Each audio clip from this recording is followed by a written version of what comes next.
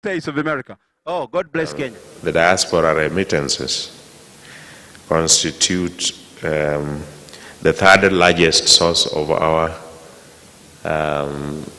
foreign earnings. That is where we get our foreign exchange from, after agriculture and tourism. In the last year, Kenya accessed almost $1 billion from our diaspora.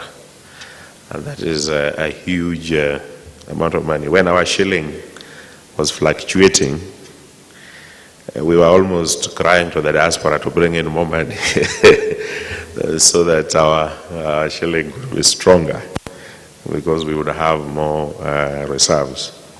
It is only very recently when our ministers for finance have traveled several capitals to persuade you to invest in Kenya and to buy our sovereign bond.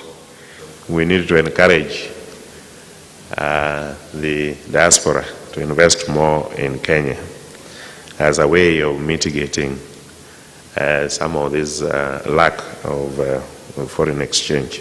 When I met members of citizens of Kenya abroad, the thing that they brought forward most was that when they invest in this country, because they must invest in this country, because wherever they are, they see that sooner or later they will want to retire here home.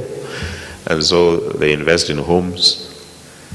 And they were saying that when they are taxed as if they are foreigners. And so they don't really get the worth of the investment. And so they are not excited about investing in an environment in which they have to lose everything to tax. So that is one of the things that we considered ourselves. We said we need that investment. So if it is this feeling, or it is this taxation system that makes Kenyans not invest in homes or property development, then we must deal with it somehow. A Kenyan will always be a Kenyan, even if you are forced to renounce your citizenship. If you are forced to surrender your passport, and then when you apply here, we'll give you another passport. We have a form now which we prepared under the new act. We passed a recent law. After the Constitution, we passed a law on Kenyan citizenship and immigration. And we have provided at Article 10 how to regain your citizenship, which you may have lost.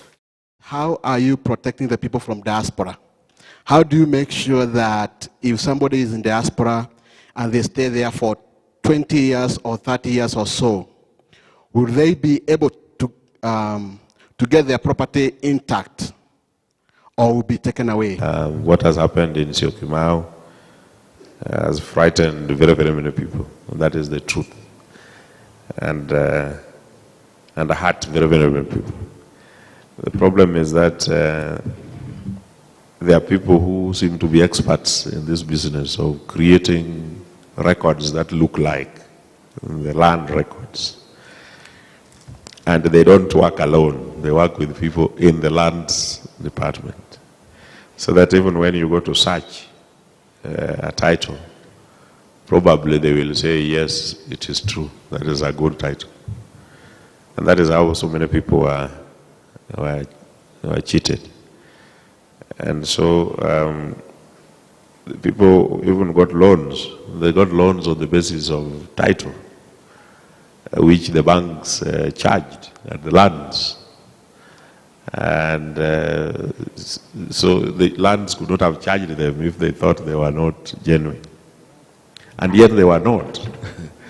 So this is really it's a shock to very, very many people. And the Ministry of Lands is taking it very seriously, because if people lose confidence in our documents, then nobody will invest in property development, because it is huge and very costly.